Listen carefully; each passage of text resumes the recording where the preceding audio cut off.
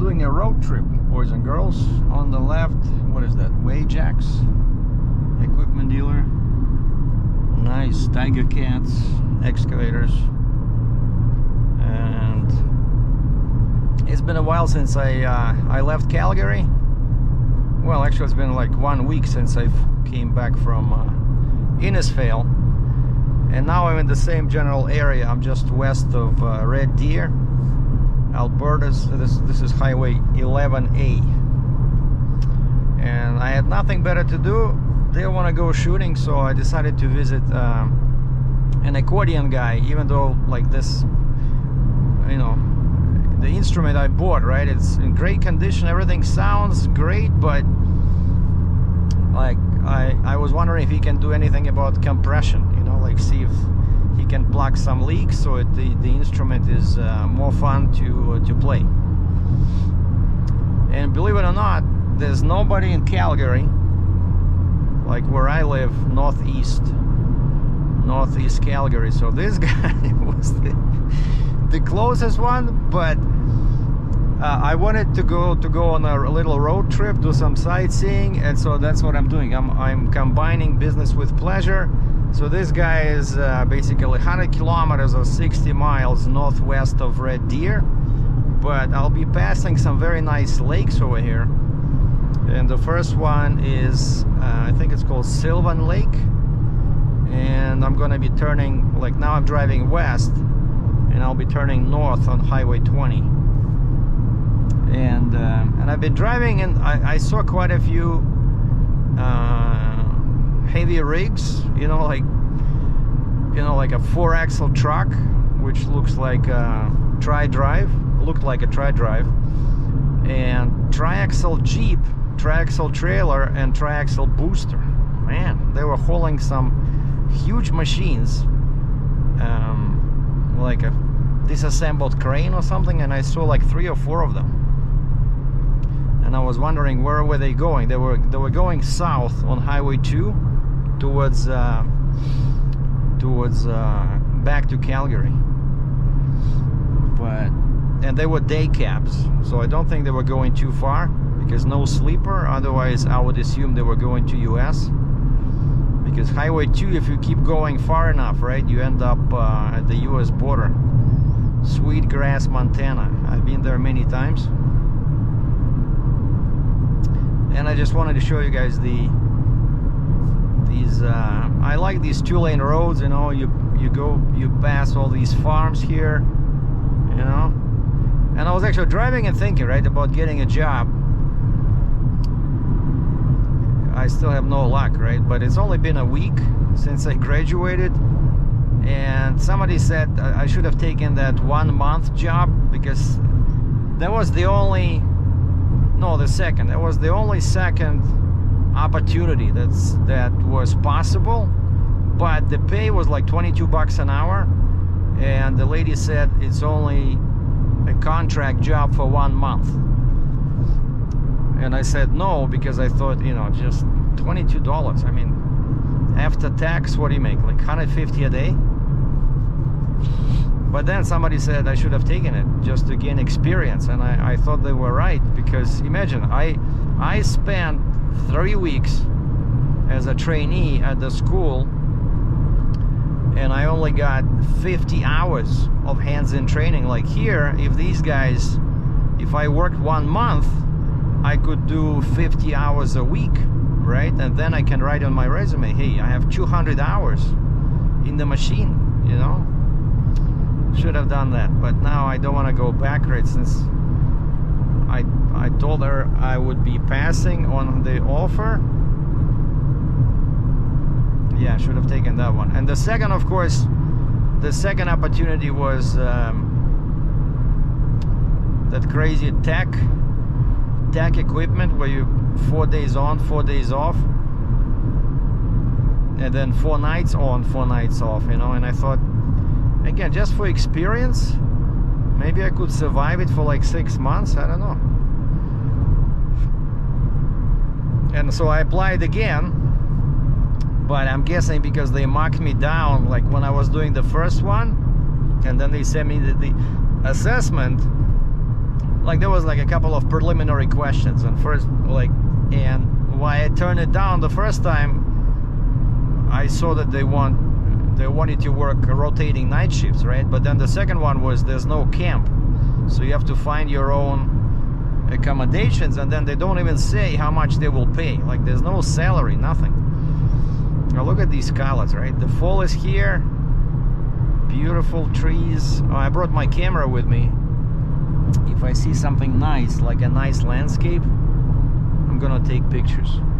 And so it's 250 clicks, which is roughly 150 miles one way from my home to this guy, who I'm not sure what he's doing so far away from everything, but I actually found him when I was searching for accordion repair near me. I found the website of, you know, there's an association here. I think it's called Alberta Association of Accordion Players, something like that. And on their website there was kind of like a advertisement for, you know, services, and this guy was posted there, so at least I know I can trust him because he's you know, with the association, you know. Okay, you see Sylvan Lake, 2 kilometers, so I'll be turning in 2 clicks. I'm turning north, and now we're into fog over here. And so the accordion is on the back seat. I didn't bring the case.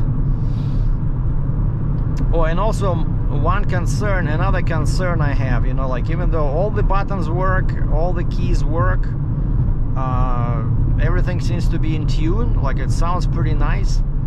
But one thing I know, you know, the advice they say that they give you when you shopping for used accordions, stay away if you open the case and you can sense, you know, that moist smell, you know. And this thing, I don't know if that's the case. I don't even know if that case is from this accordion, because the box it came with, in like the you know, the packing box, it says Horner, which is another brand of accordions, right? And so I don't even know if this case, which looks very old, is from this accordion. Like I was trying to search online. Yeah, musky, that's what they call it, musky smell. And so this thing has a bit of that musky smell, and that what that can mean is that inside it can have some you know, something rotting, you know, or like it can have some moisture or something like that, because, you know, it is an old instrument, probably 20-30 years old. But the guy said he checked it, like the seller, Accordions Canada. When I bought it, he says, okay, Monday I'm gonna check it and Tuesday we're gonna ship it. And so that's what they did. And so I'm guessing they did look inside, but still, you know, I want to get rid of that musky smell, and I want to improve the compression. You know, again, just I have nothing better to do. It's not gonna cost you well, I'll tell the guy I don't want to spend like $1,000, you know, but if it's like $500, $300, you know, but I know he charges his basic charge, like he's a smart businessman, his basic charge is 150 Canadian. He charges for diagnostics, right? And so now I'll be dropping it off, and he says he cannot look at it, he's busy with other projects. He says he'll look at it early next week, and then he'll call or email me and tell me what he found and how much it'll cost, and you know, it's up to me to decide, do I want to spend that much, or, you know, what my budget is.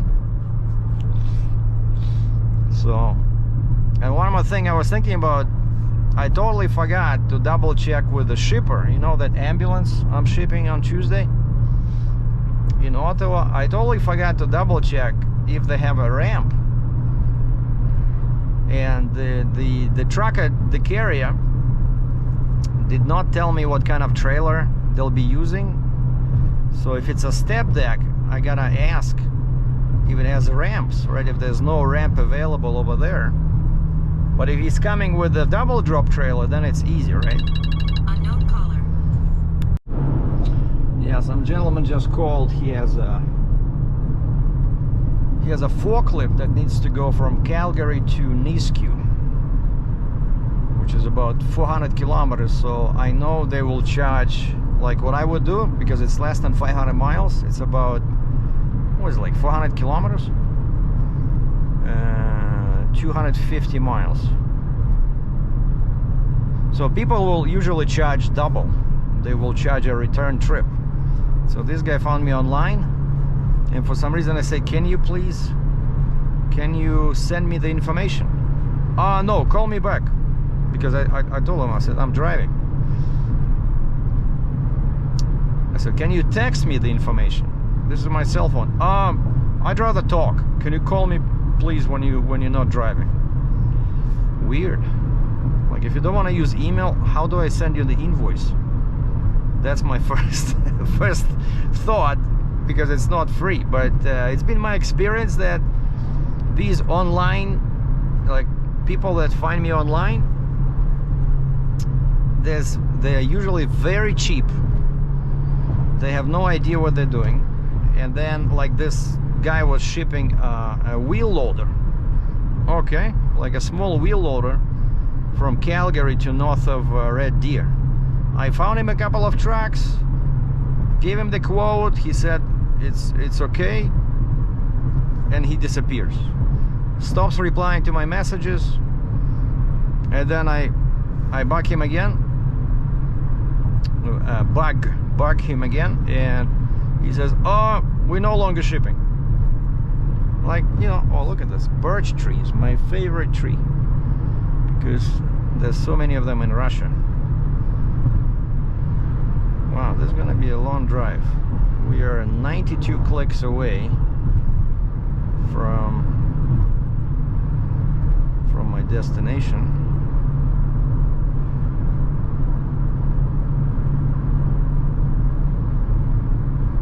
It's a 2-lane road, so hard to pass somebody, especially people don't want to be driving.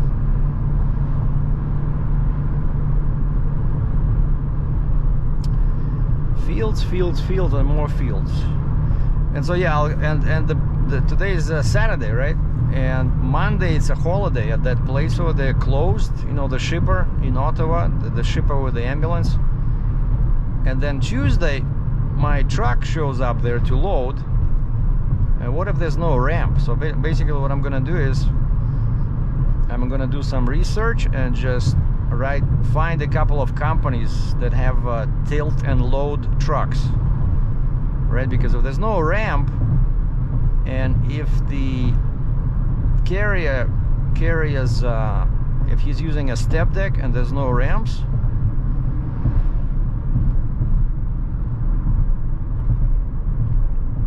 I'll just pay, you know, I'll just pay for the tilt and load truck, you know, one of those. They also call them rollback, but this one does not go all the way in the ground. It just goes like 30 degrees, you know, and then you can just drive this ambulance on that bed, and the guy puts it horizontal and he backs to the trailer, and then they transfer the apparatus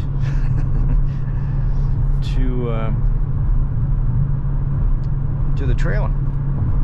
I did it myself like that when I was a tow truck driver. And I mentioned this, that these tilt and load, they're also useful for loading containers.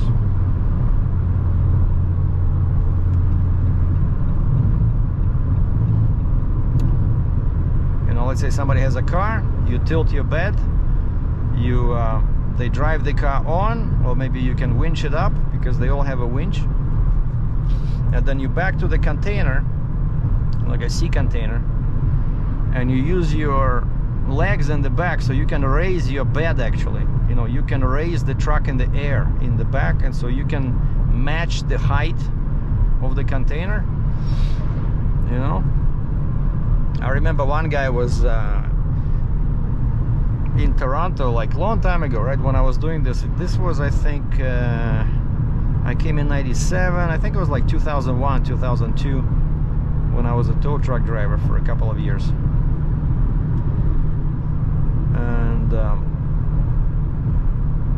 And this guy, I think he said he was moving back to his country. Like, you know, sometimes people come and then the situation in their country improves.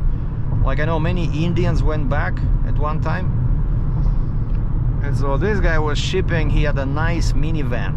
It was like Chrysler, you know, top model minivan. I remember thinking, I was, you know, so envious, because at that time I could not afford a decent vehicle.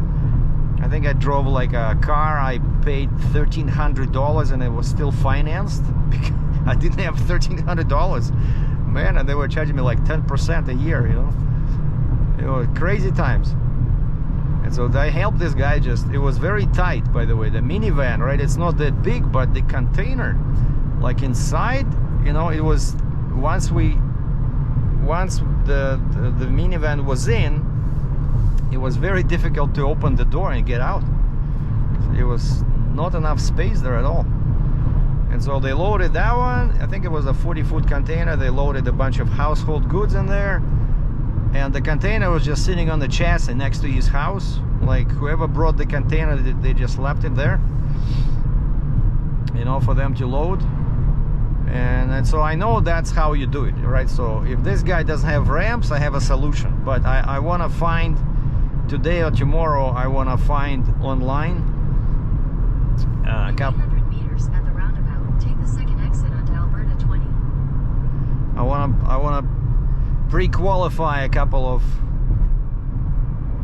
towing companies, right? So that I have the number. If this guy, actually, I'm going to ask the carrier as well, because I'm pretty sure they answer their phones or emails on Saturday. So I'm going to send him an email once I drop off the Accordion. Okay, second I think is this way, right? I hate these roundabouts. Exit the roundabout onto Alberta 20. I hate these roundabouts, you know? Continue on Alberta 20 for 25 kilometers.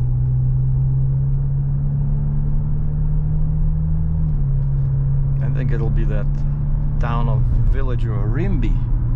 But these are very nice areas. Look at this. And the speed limit is 100 clicks an hour, 62.15 miles per hour. And the weather's good. When I was leaving Calgary, it was drizzling a little bit. Now here it's way better. So fields, as far as you can see, trees, lots of hay in the fields, or whatever that is. It might be straw. Moved that stuff quite a few times, if you remember, when I was trucking. Probably the worst load you can do. Hay. Those bales, they're so tall, very tough to secure them, and then they're, you know, pretty heavy, and then they can shift, and usually they don't pay anything. Very cheap load. But sometimes, you know, out of places like this, like I think I was in Manitoba somewhere, and I found that load to go back to US. Somebody bought, you know, hay from Canada. It was going somewhere down south. Well, you don't have hay over there? I asked him, I said, what's going on? And the guy said, yeah, there's not enough hay over there, especially like this high quality that they use to feed horses, you know. I remember talking to the guy, because I'm always curious how it works, you know, like what's the point of moving this from point A to point B? Kind of like one stand-up comedian was saying, you know, like, you see, he says, I'm always curious about logs, you know. He says, I see a log truck going one way, and then there's a log truck coming back He says, if you already have logs over there, wouldn't it be better just to keep the truck in one place? And the same with this hay, right? So it's like, seems to, like, hay is everywhere, right? And why are you shipping from 1,000 miles away from Manitoba? But I think it was going to North Dakota somewhere. And the guy said, oh yeah, it pays good money to them. So they're making good money on this. But I'm not sure why they don't want to pay truckers. Like, the load was super cheap. I don't know, $2-3 a mile, you know, maybe $2.50 a mile or something like that. It was like, I don't know, 5 years ago. And it's oversized sometimes, right? You need to get a permit. I think, yeah, this was I think it was a bit wide. I don't remember. And so it turns out there's brokers. I don't know if you guys know this, but there's brokers for this kind of stuff. They call them hay brokers. So this guy, he said, I think he said he was in California or Texas somewhere, and this guy handled shipments of hay between Canada and US. And so if you want to sell hay in Canada, you go to this guy, probably website, right?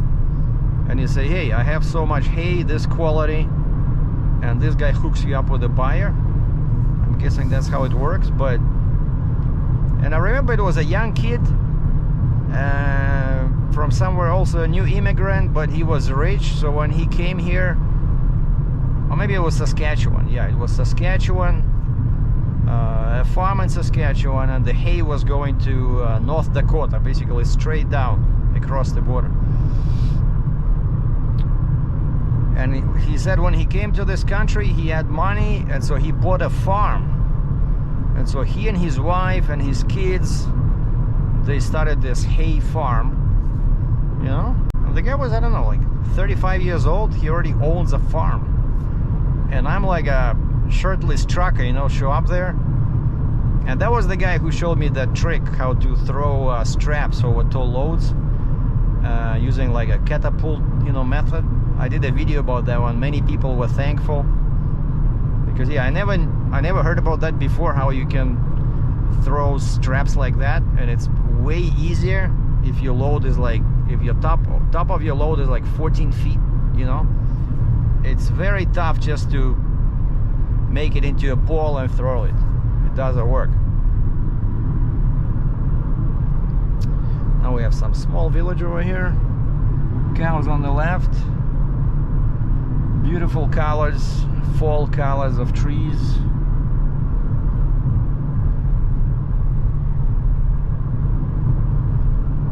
And there's a dump truck ahead of me, but I don't want to pass it because he's doing like 105.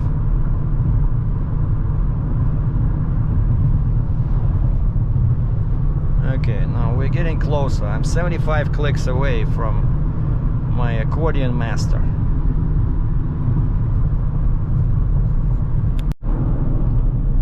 This is the town of Rimby. Rimby. Somewhere here we're turning. Or it's a...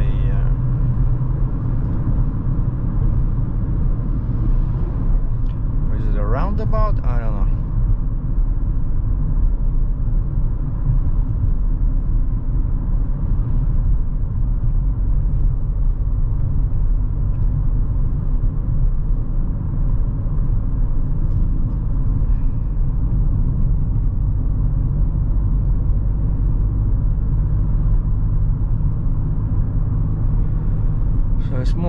A small railroad station over here. Petro, Tim Hortons, New Holland dealer.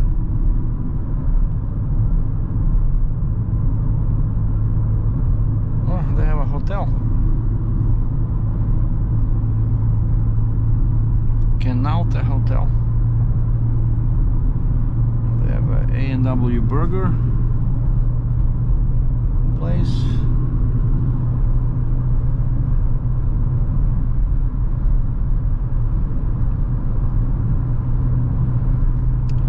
And that silver car in front of me, it's a Volkswagen. He was following me for like probably 10 kilometers, and I'm following the truck who does like 105, 107. Pretty good, you know. And then he passes me at like 120 clicks an hour and goes right behind the truck, and now he's stuck there for the past 15-20 minutes. He cannot pass him.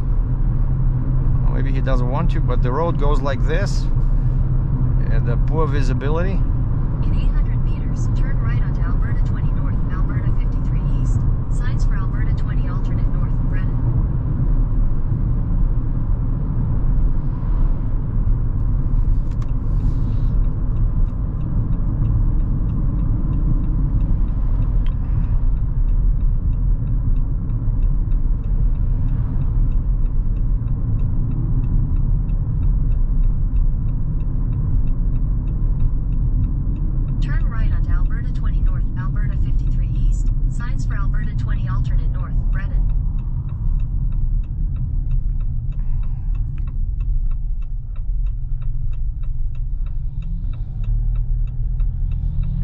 That's a Peterbilt 379.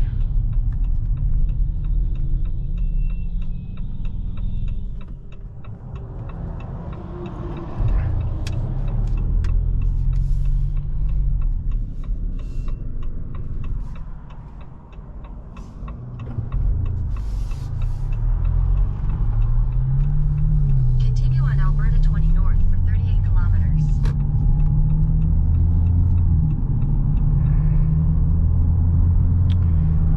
58 clicks left to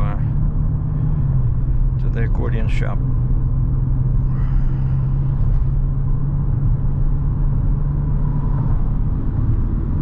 Fields, fields, fields, more fields. And it's funny, this guy, when he sent me an email with the address, he says the building number, highway number in Wetaskiwin County.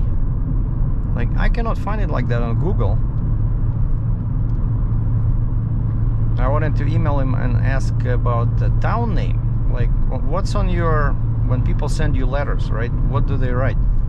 It cannot be just county. It has to be some kind of a town. And so I searched basically that lake. What's this called?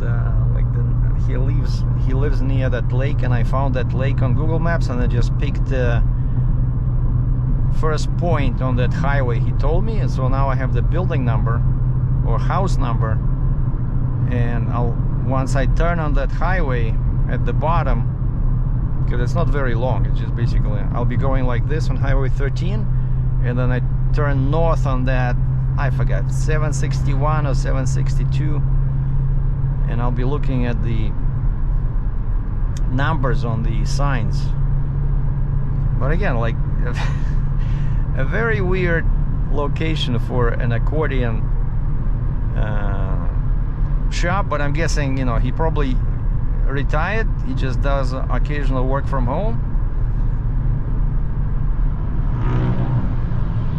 Look at this guy. He was so close to me.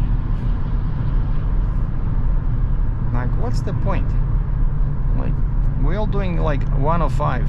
Well, now a bit less, but that truck ahead, the dump truck, he was going pretty fast. So that pickup truck is now stuck behind that dump truck. Just like that Volkswagen. They all, because the truck is so big, it's hard to see, and the road goes up and down, left and right here. But it makes for some good driving. Interesting scenic experience. Well, definitely good views over here. And now whereas before it was more or less flat, now I see lots of hills. They're not big, but still, it's like, look at this, gorgeous. No, I mean the colors, the leaves.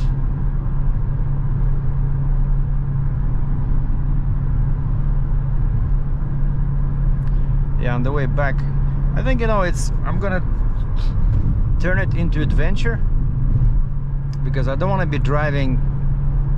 So it's 250 clicks one way, so 500 kilometers. I don't want to drive 500 kilometers in one day.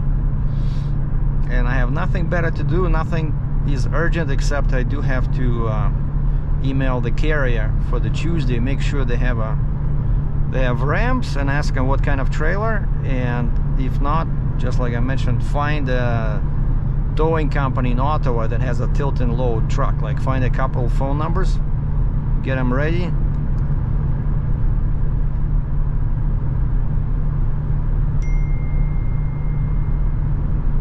Oh, my mom just texted me. А как с работой дела? How's things with work? Zero. That's how things would work, because I missed 2 opportunities. Now I would take that tech job, you know, believe it or not, but I need to know how much they pay so that I can afford to rent a room, you know, and I would maybe survive 4 nights on, 4 nights off, 4 days on, 4 days off. I don't know. But now, when I applied first, they sent me that assessment. Now I applied again, no assessment. I'm guessing they put me in the black book because I said no first time, and now they don't want to respond, you know.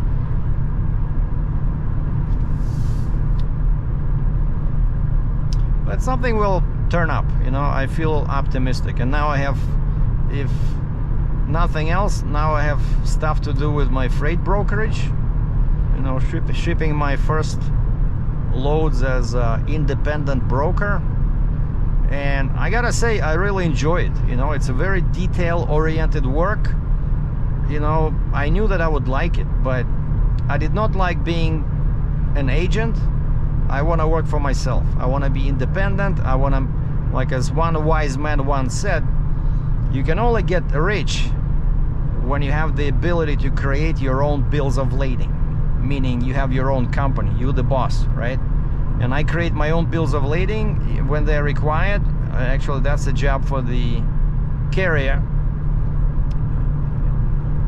and I wrote that on the rate confirmation, that please create a bill of lading. Do not use the rate confirmation as a bill of lading, because that's what some of them do, you know.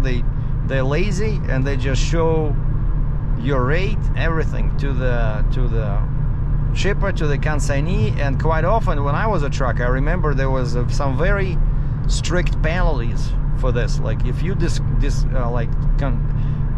keep all this confidential, if you disclose this, or if you use the rate confirmation as a bill of lading, will fine you, like, I don't know, $100, $200, you know.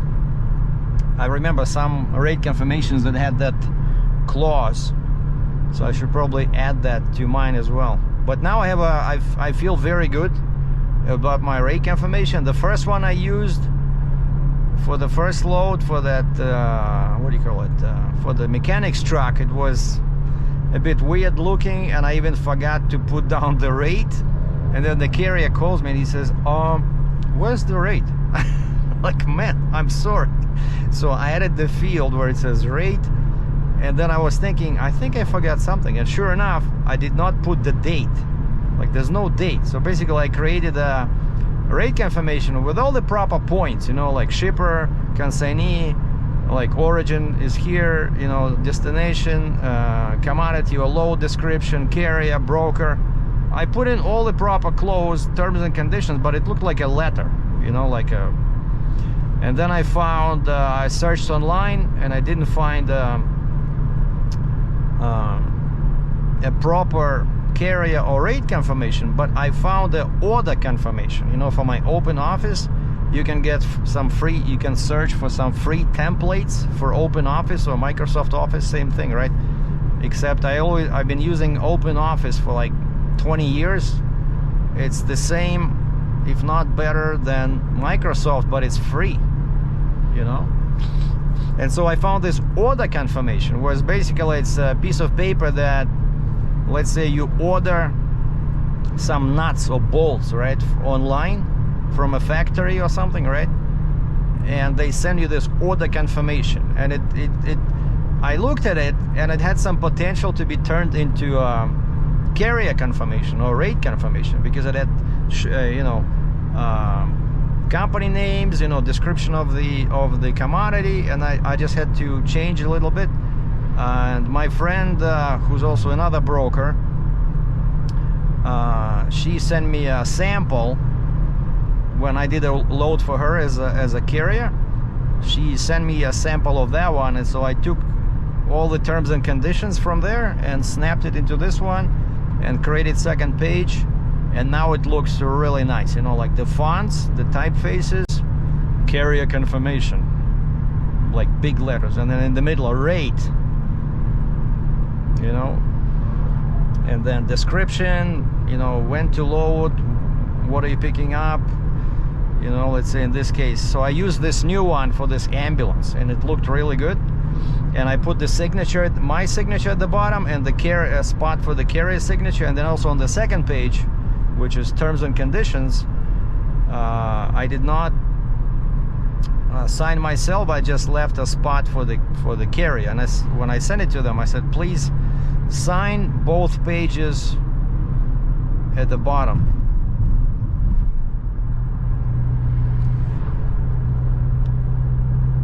And why I use my brakes, because I saw that guy with the boat, he was jumping up and down when he was crossing that bridge. I remember doing it all the time, you know, when I was a trucker. You always look at other vehicles or trucks, what are they doing, you know? If they start doing this, so maybe there's an alligator on the road, right? The piece of tire or something, or they start braking. So you always, it's actually kind of like your spy, you know. If I was driving by myself here in the fog, you cannot see very good, and so I'm just watching that guy, right? So if there's maybe deer on the road, he will start braking. You know, that's why I'm staying far away like this. It's much more relaxing than sitting on his bumper. Okay, and we are 40 clicks away, 25 miles. And the guy said he was expecting me at 11, and this is perfect. Now it's 10:30 Mountain Time, so I'm gonna be there at 7 minutes to 11. Wow. I'm guessing because we're near we're coming closer to a lake. I forgot the name of his lake where he lives there, but it's a very big lake. Well, not that big, but so I'm guessing he's somewhere on the east side there, because that road he gave me, it goes like this, south to north.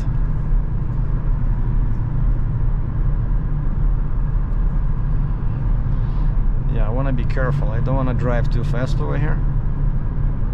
But I woke up this morning and I forgot about this, that I promised the guy I'll be there, and I'm like, holy, you know, what did I do? 250 clicks. Am I crazy? And then I thought, I want to just go, you know, get a breath of fresh air, relax.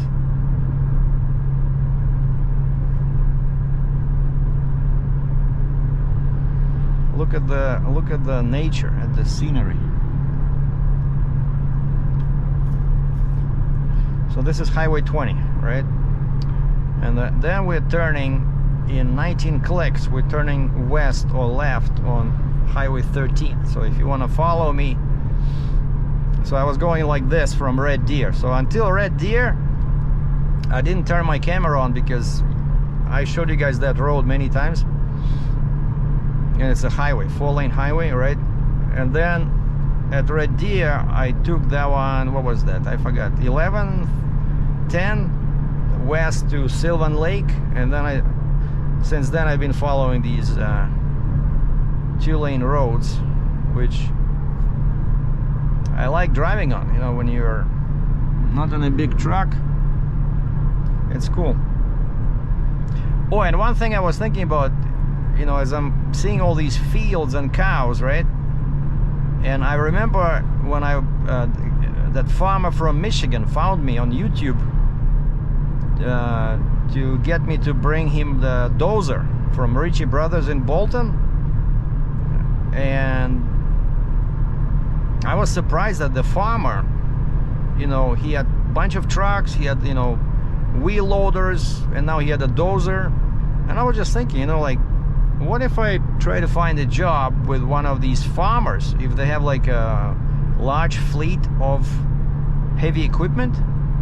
You know, of course, I don't think they're gonna pay much, not as well as the construction industry, but I think on a farm they would be more lenient about the lack of experience, because, you know, if you're like in the middle of the field, you know, who can you know, hurt, right?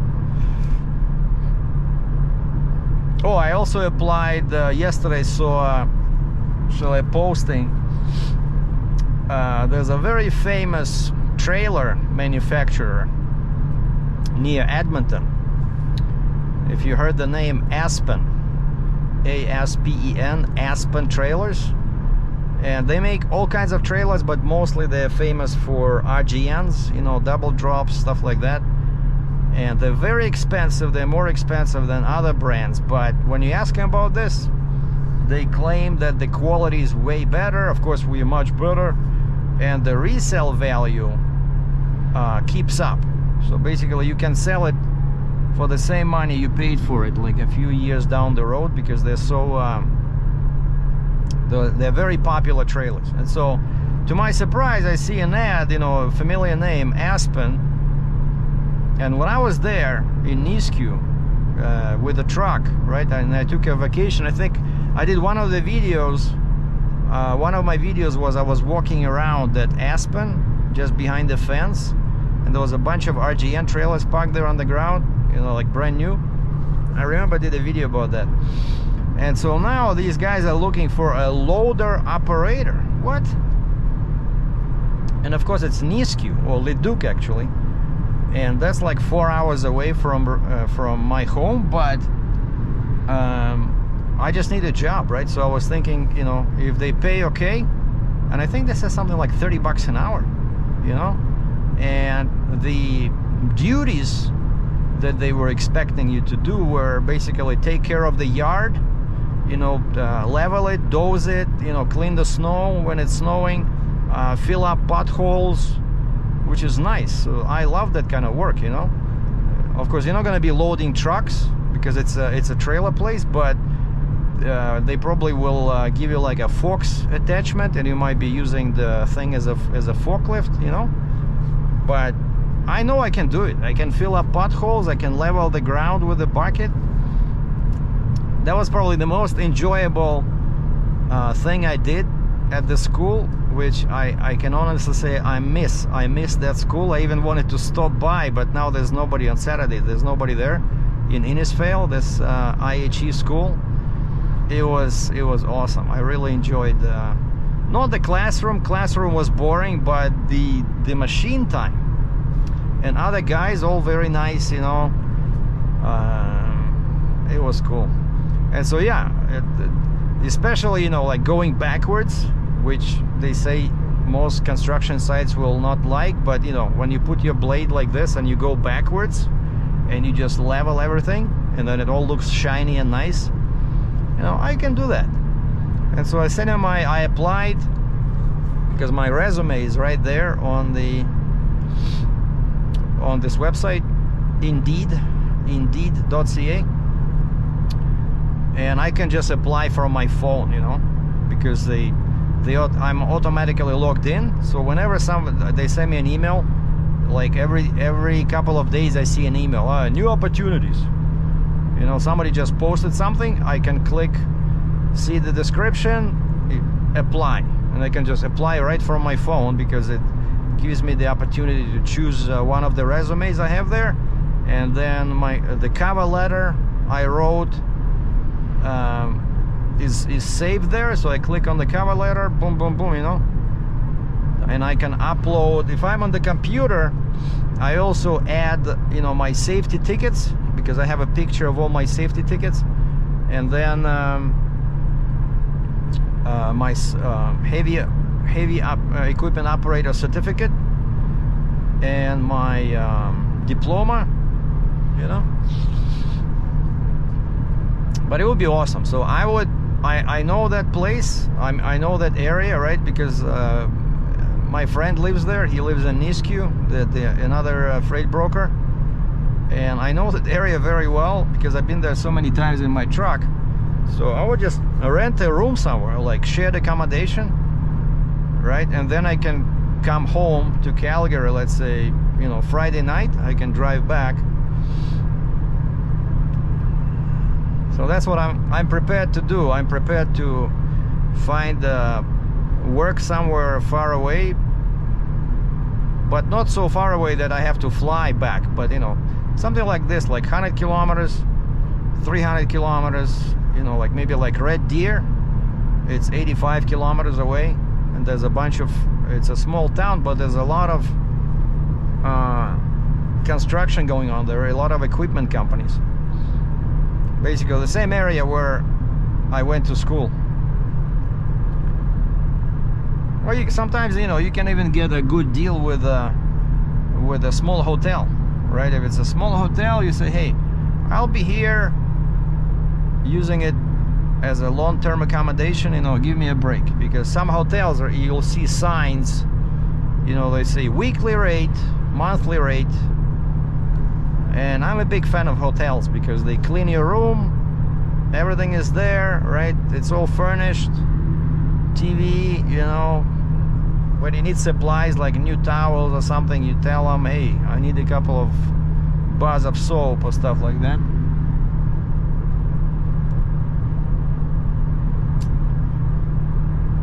Okay, 5 clicks, and we're turning west on Highway 13.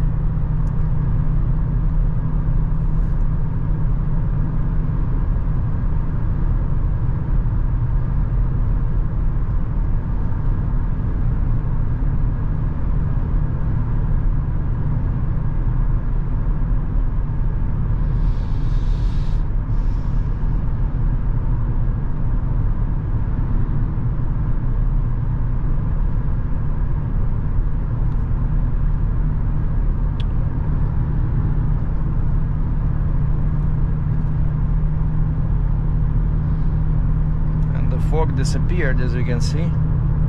Interesting.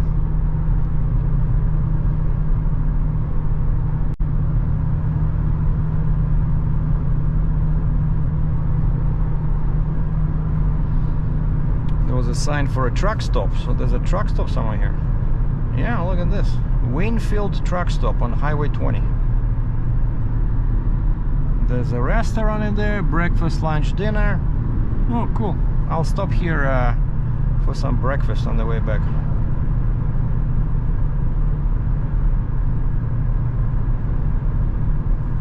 What is this? A cop?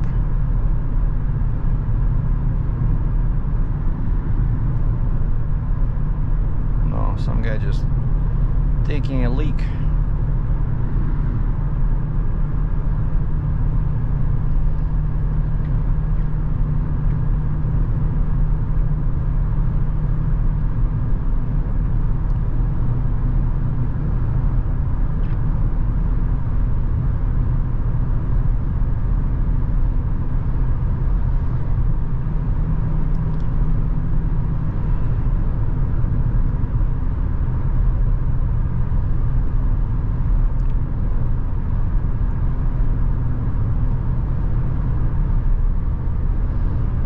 And we are 20 clicks away from the destination.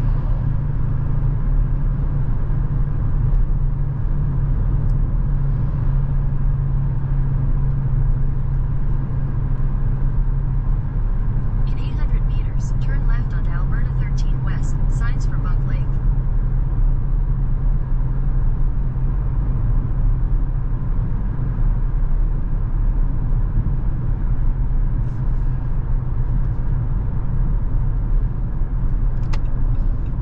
Oh, that's the name, Buck Lake. Turn left onto Alberta 13 West, signs for Buck Lake.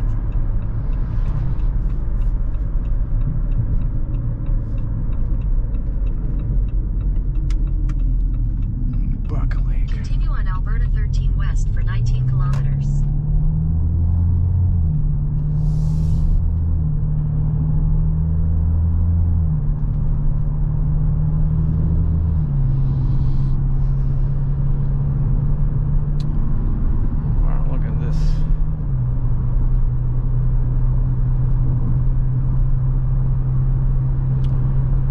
that's it. So in 20 kilometers I turn on that highway 761 and I wrote down his house number, and then we'll start looking for that secret accordion shop in the middle of nowhere. I'll make sure I get some kind of a receipt from him, you know, because I'm so far away. What if, you know, I call him in a week or so, hey, is my accordion ready? And the guy says, what accordion? I never heard your name before. Who are you?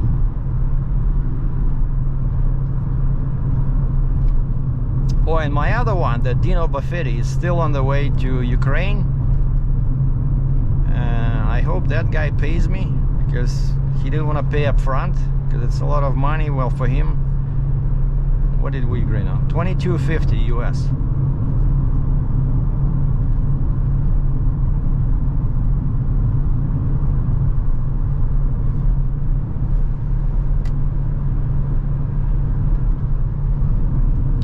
Lots of turns on this road, you see. But no traffic.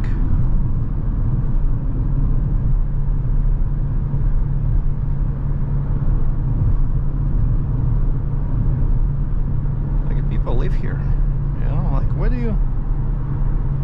do you shop, you know, where do you go to buy food?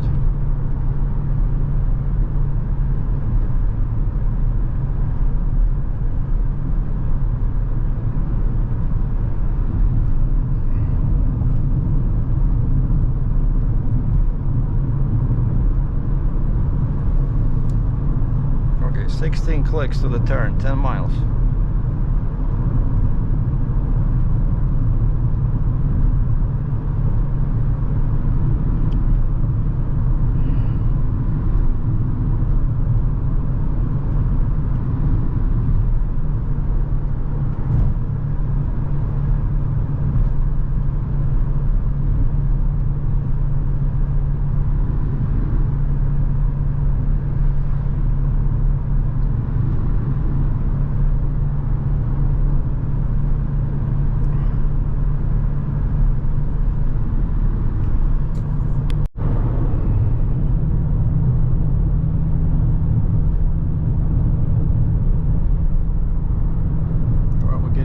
To the turn, 761 should be a right turn.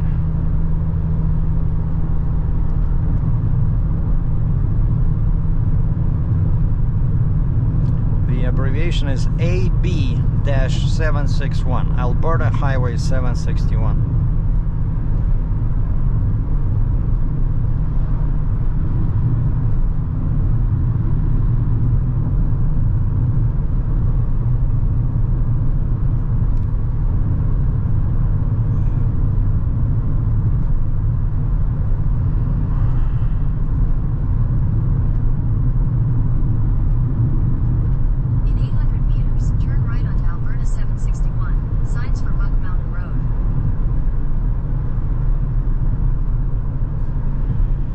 The sign 761.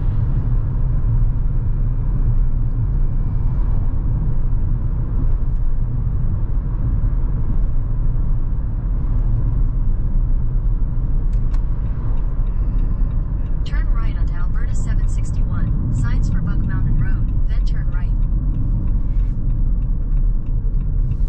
Yeah, I don't need to turn right because that's turn. Oh wow, it's all dirt. That turn is for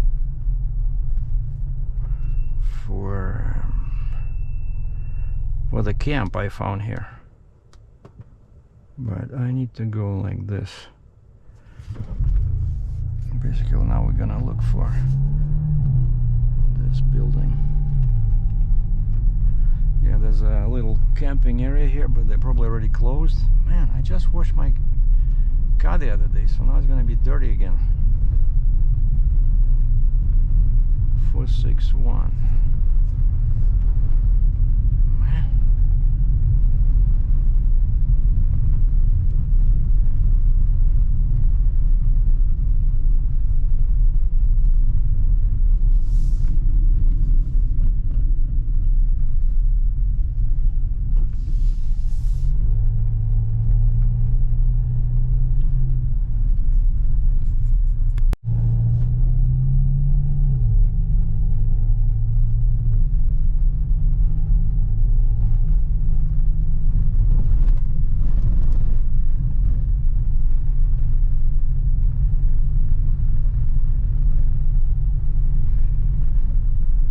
he also gave me his landline phone number, and actually we talked yesterday. He called me after I emailed him. He called me on the phone, and he said, just make sure you understand. He says, I won't be able to look at it right away, and so there's, you know, I said, hey, maybe I'll stay in the area, because I have my computer with me. I brought my you know, like a backpack and stuff, so I can work from anywhere. I said, if you want, I can stay in this area. And he said, well, it might take a week, you know. And so I said, okay. So that's why he called me. Okay, what is that one? And I see they don't have numbers on them. They just put a name. And so I went, that's why I stopped over there. I went to the email and I wrote down his last name, because I see that's what they do. They on the mailboxes they put the last name. Now, this is not a good road, but it's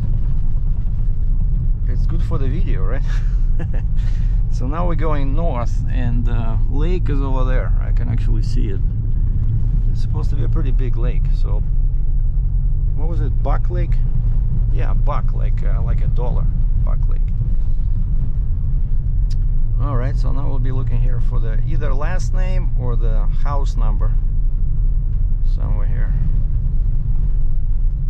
because he did say that he lives in Buck Lake.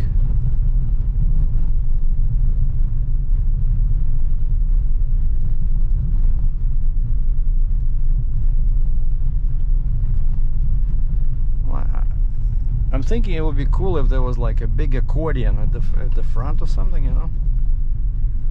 4, 6, no, that's not the one. But we're getting there. So mine is like extra digits, so 2 more digits. So that's where we're going north.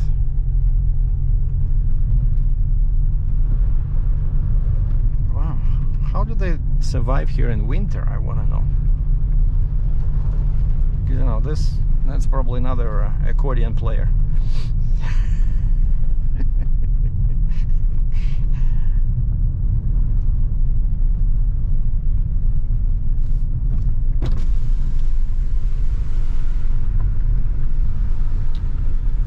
Hey, you know what the accordion shop is?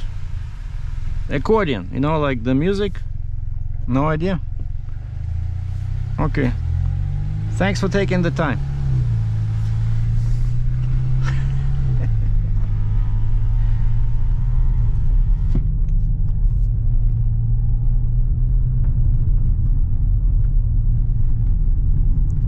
These, you know, calves, right? These small cows, they're so cute. All right, so where are we? Somewhere, and you can tell, I think, like I always think about these things, that if houses or farms rather, they're so far away. 463, okay. If farms and houses are so far away from each other, it means that either people here are super rich or land is cheap, right? Because you know how in the city, right, where people buy a house and it's called a house, but you're like 3 feet away from another house. Like, that's not even a house, because it's too close together. Like, you can kind of, like in my apartment, you know, like the noise insulation is so bad, when the guy above me stops walking in his apartment, I can hear it. Like today he started walking around for some reason at 4 in the morning.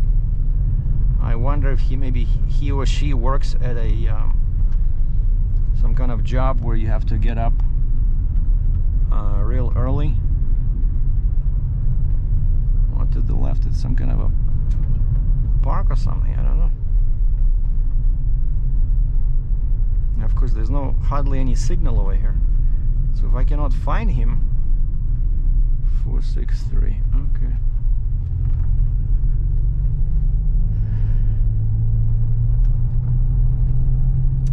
If I cannot find him, I might not be able to call him.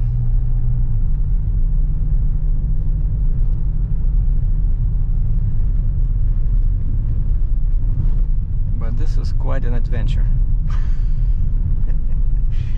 Crazy adventure. Okay, what is this? No, that's not a house.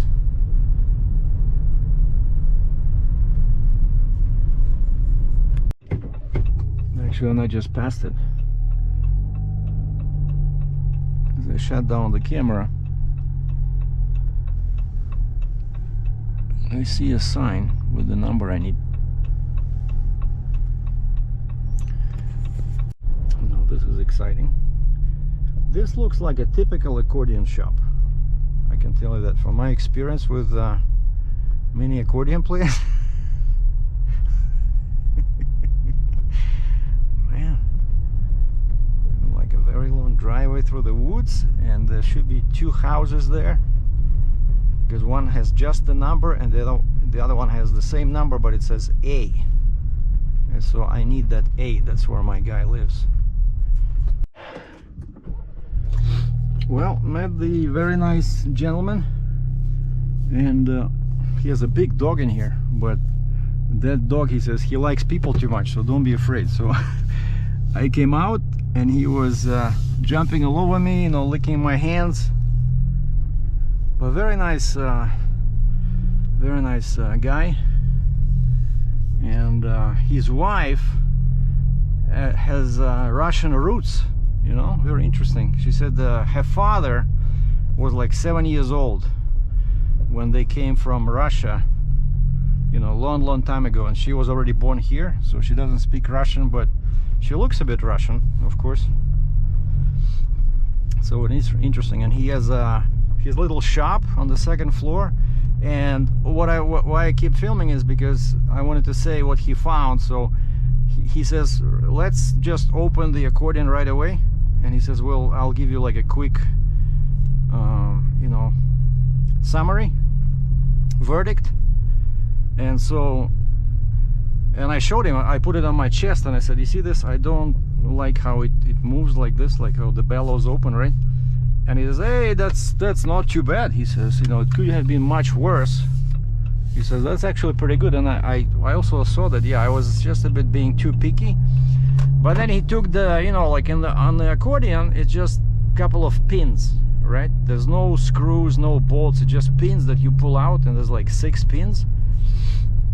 And I see that how careful he was, because when he took out a pin, he has a little box where he puts them, and he puts them in a specific order, because usually you don't want to put a pin from one location into another location, because then they might start leaking, right? And so, to my surprise, and I'm so happy now, because he was saying the most expensive job on the accordion when it's leaking is waxing, because he says what happens is that all those reeds, the voices, they're not glued, they sit on a wax. So they put wax on the wood, and then they put that little reed in there, right? And so when wax becomes old, that's where it starts leaking. And he says to re-wax an accordion like that would be like $1,000. And so he opened the accordion, we looked inside, and to my surprise, inside it looks like new. Everything is clean, there's no rot, all the little leather, you know, those things are in perfect shape. And basically what the technician told me, it looks like they refurbished it. He says it was re-waxed, because everything is repainted inside. I'm telling you, inside it looks like a brand new accordion. And he was surprised as well. He says, oh wow, that's pretty good, he says.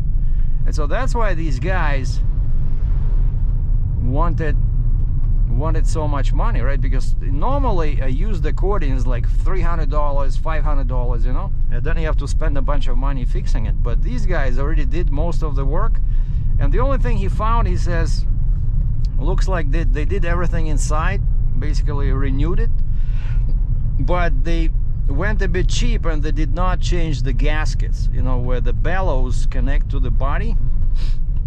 there's a gasket on each side, like a rubber gasket, and he found that on one side it was getting a bit flat and kind of like a tired looking, you know. And so I said, yeah, let's do that. Let's just not do the big stuff. So he's too busy to do it now. So I'll have to come back sometime next week. But I'm very happy I met this guy. Like, he's super knowledgeable, and he has all kinds of accordions in there that he's working on. And of course he says, so he'll check the tuning, and he'll change these gaskets, and then I think there's I think there's like 4 of them there. No, maybe 2. Basically on each side of the bellows there's this gasket that goes all around, and he showed me the material he's using. It's like very nice material, like he has a big roll. And also I asked him that I found that I think one switch on the treble side, one switch was a bit like didn't feel right when you push it, you know, the register, one switch was a bit something was off about it, and I asked him to try it, and he says, yeah, I can feel that this one is something, it just doesn't operate as smoothly as the other. So he says he'll check that one, and he'll check the tuning, because he has his own I saw that he's using app on a tablet. He said, because I saw a tablet on a little stand, I said, are you doing videos, YouTube? He says, no, I use it to tune accordions, because I have an app in there that, you know, it can hear when he presses the key or button, right? The app tells him right away, what is this, like C, D, E, F, right? Do, re, mi, fa, sol, la, si in Russian. And so it was cool. It was cool to meet this very friendly, knowledgeable fellow. And I saw how, like, the detail, how he was being very careful with the pins, how he was putting them in the little box, special box, and he was making sure they go in the same, in the proper spots that he remembers how they were taken out. So it was worth the trip, you know, even though it's a small job, and he charges $150 for diagnostics, and so he's not gonna charge me too much, he said, because it's nothing major. It's just a couple of small things, but you know, if it can help me make it work a bit better, like make the bellows tighter, maybe if he can find, maybe, because I'm not a professional, right? So he can hear a lot of these guys that they have perfect hearing, like musical ear, and when he puts it together, he's gonna check and make sure all the notes are correct, and so if there's like a couple wrong, he'll tune them, right? But the full tuning is very expensive, but if it's like a couple of notes off, then it's not that bad. But I remember when I had that first Russian green accordion, and I wanted more musette, right? And I went to that guy in Guelph, Ontario, when I still lived over there. I think he charged me like $400 because he had to retune the entire thing, and that one had only 3 reeds. So basically I asked him to tune it, you know, for more musette, but it's only 3 reeds.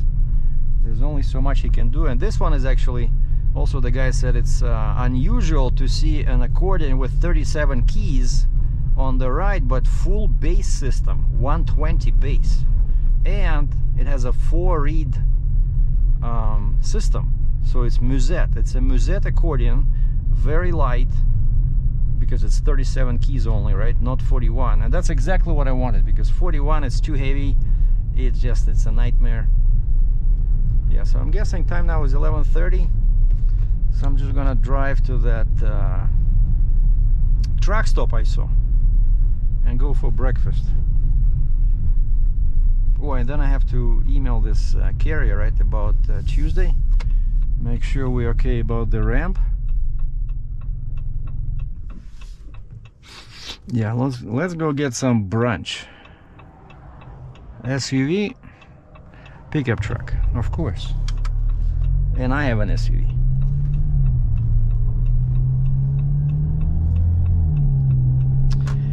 I think I don't feel like driving all the way back. I think I want to go. Remember that one time I came to I think this was like 21 when the pandemic just started.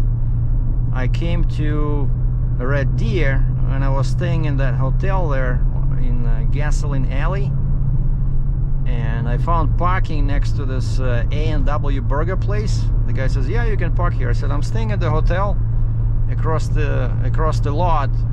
Are you okay with me parking here? And he said, yeah, sure. And so I was able to park my whole rig with a booster. I think I had a Jeep, you know. I was pretty long with a trailer, truck and trailer, and I spent probably a weekend there because I was searching for loads every day. So I know that area very well because I went for for walks in the morning there. So I think I'll go to the same hotel. Just, you know, make it interesting, because I have nothing at home that I cannot do from here.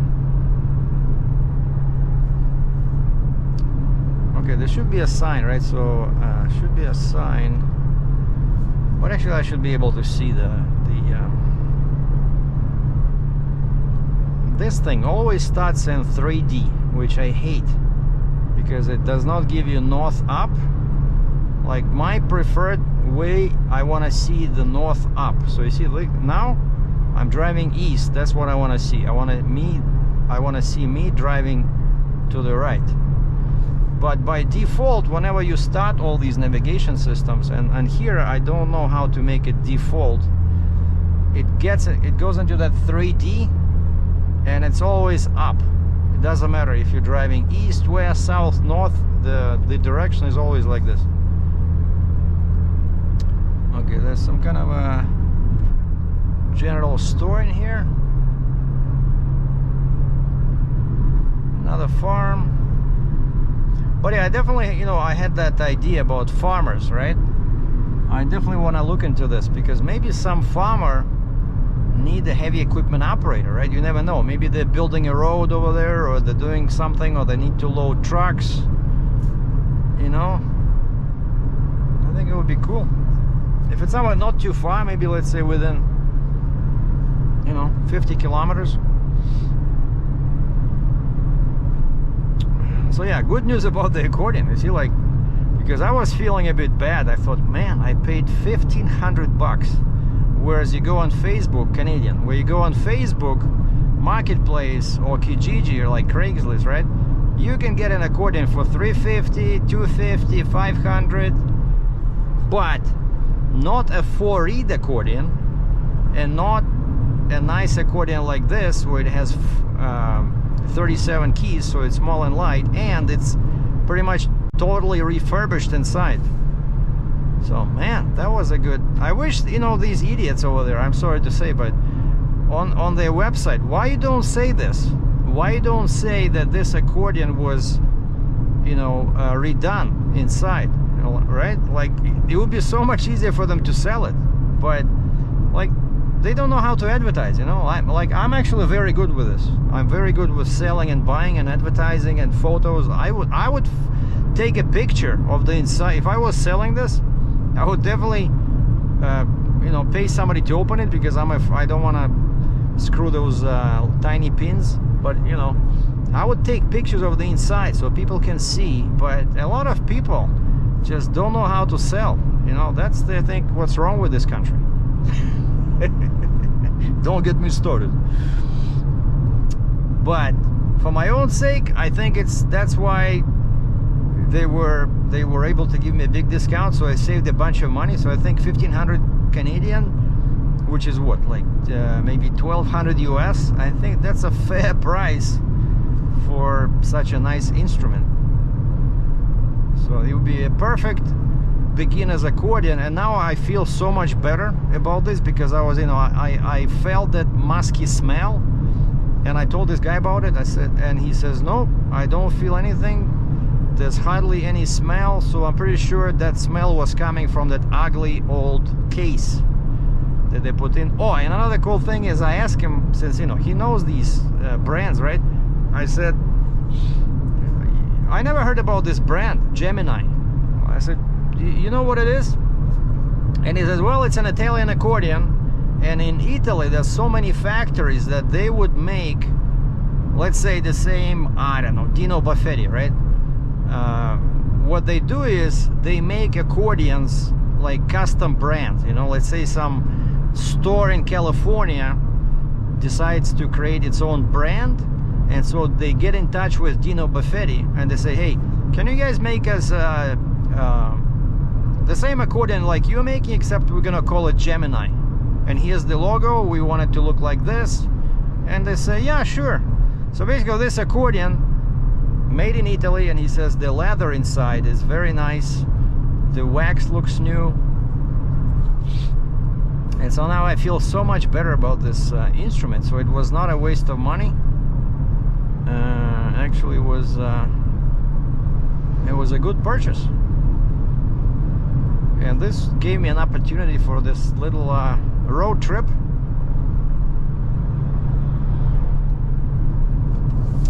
Alright, where's the truck stop? I feel hungry.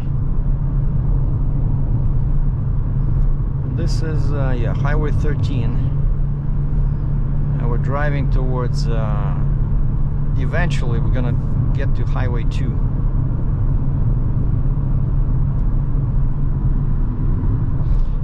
And when I asked him, I said, this guy, Edwin, his name is Edwin, I said, why do you live so far away if, you know? And he says, well, they would have to drag my dead body back to a city. He says, I don't want to live in a city.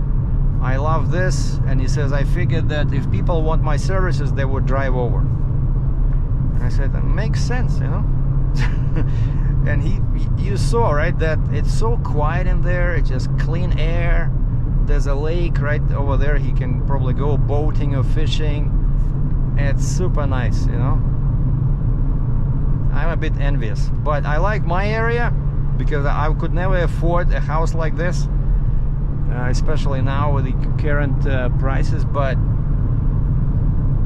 I like my area because it feels more like a suburb than a real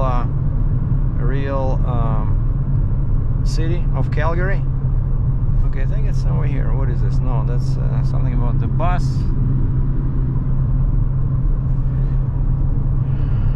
I know I see a lot of trucks in there. There'll be a bunch of trucks, and then there's kind of like a barrack, like a barn, that would say breakfast, lunch, dinner. And we're gonna finish the video over there.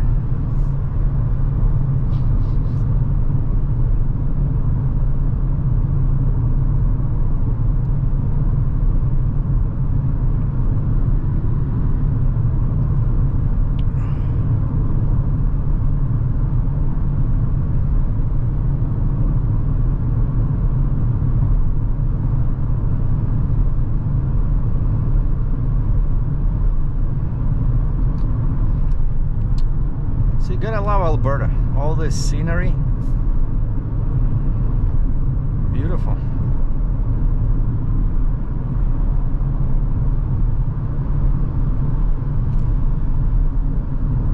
What is Acura MDX? Speeding along Highway 13.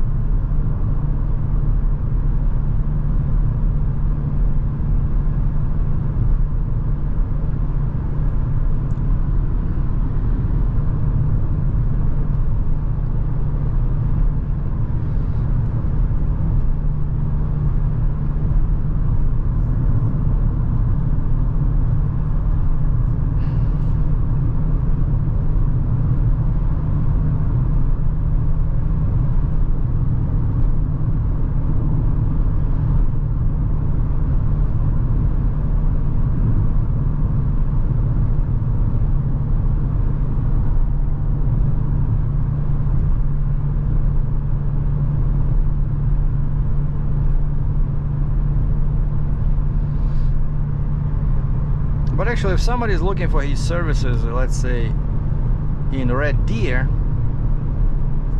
it's like 100 kilometers, 60 miles. If somebody is in Edmonton, it's also closer than, I think it's closer than to somebody like me from Calgary. Because Edmonton is a huge city, right? And he's not that far.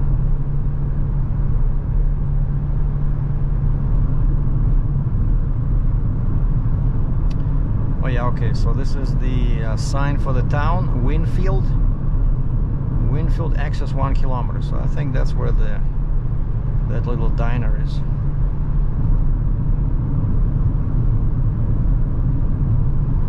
Nice looking Ram 1500.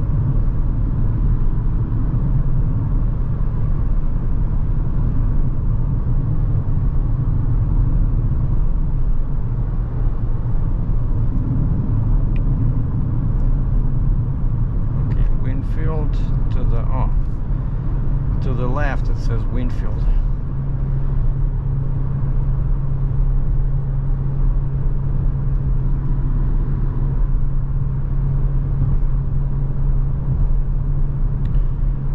Stop sign. I forgot which way I'm going here. Oh, Rimby. Yeah, Rimby, that's where I need to go.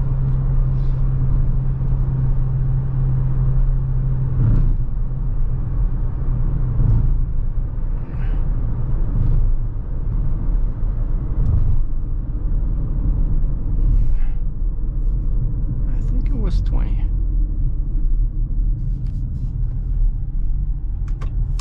But where's the diner? I found the truck stop after all. Turns out it's on Highway 20. So right after I made the turn and I turned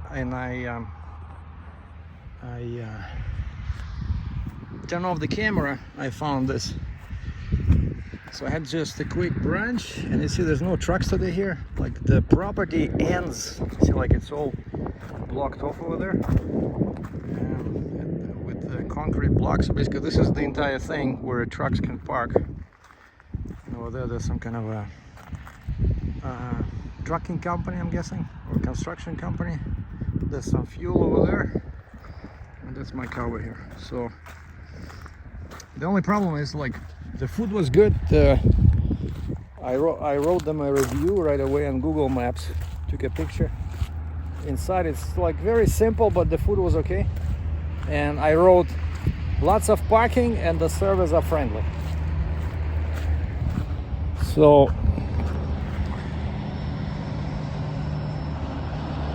now it's back to civilization. Oh, the only problem is they don't take tips. They take debit cards and Visa, but they don't want tips on the cards.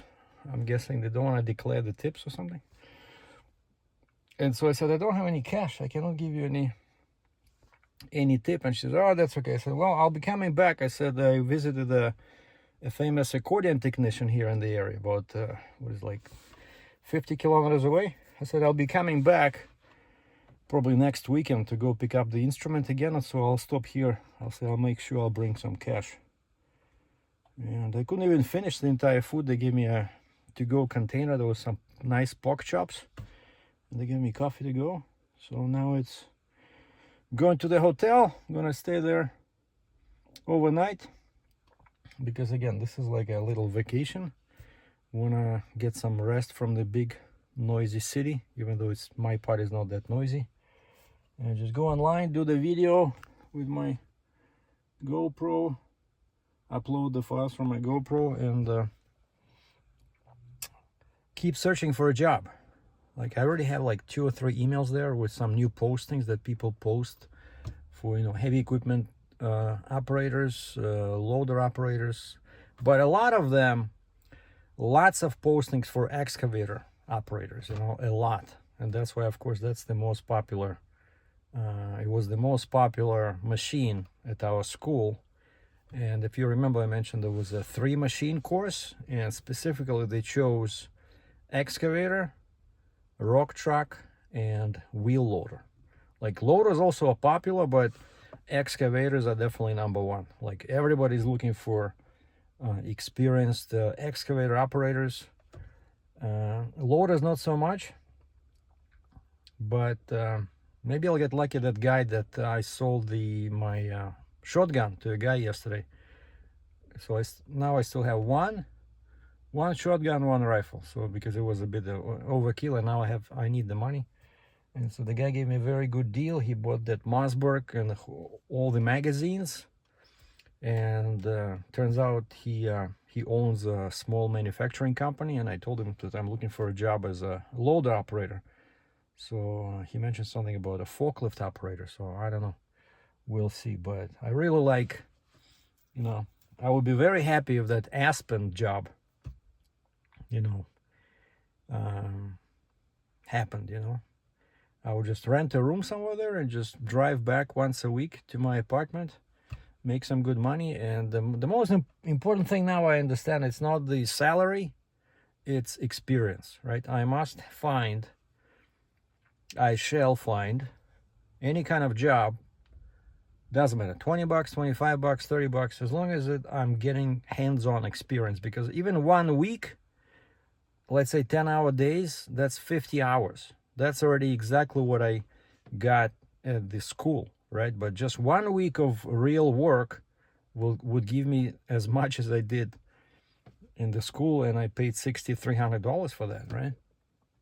Which of course now I have to give back because I took it from my line of credit. So anyway, sorry for the long video. So some nice horses there in the distance. Of course it's hard to see, but beautiful weather today. Sunny, cloudy. Very good for photography. Oh, which reminds me, maybe if I see some nice scenery, I'm gonna unpack my camera, maybe take some shots, Okay, ciao.